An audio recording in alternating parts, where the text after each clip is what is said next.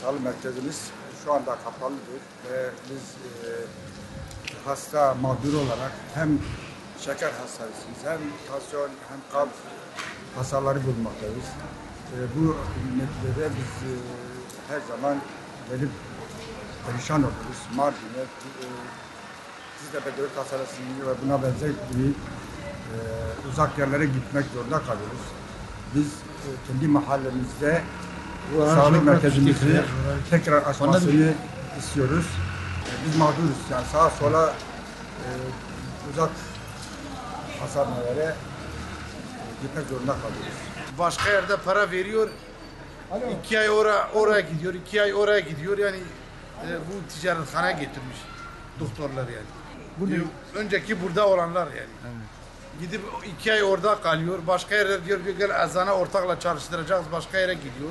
Evet. Odur doktorlar sağlık ocağı ticarethane şeyine getirmişler.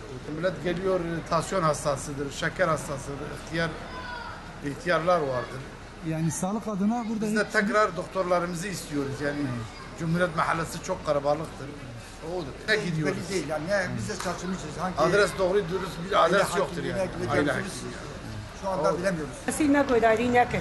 Kesin ne kadar yani boş boş ne gereksiz mahala mezun و قرابن به دکتر بیلن به سالک ocağı بیلن حکیم acillik bir şey bir davzik bir şey lazım bir تشتري جمل لازم كذا كذا من المحل جي مزن لا محل تشوفه يعني حقي في محل في دكتور جرت ناكل في دكتور بان برا بخير اخذنا دكتور كيف شي مراجعه مزني خد كين امشي يتكلي خد كين ما با ما نعمل في سال دكتور مو لا وري سال دكتور ما نعمل سال دكتور ازهر مو بين دكتور كنا ازهر مو بين والرابور انا هي رابور مني تنسوني قلب هي ابا من يسالني كان من الحليب انا سامه بقلب مزرعه بينام تشكر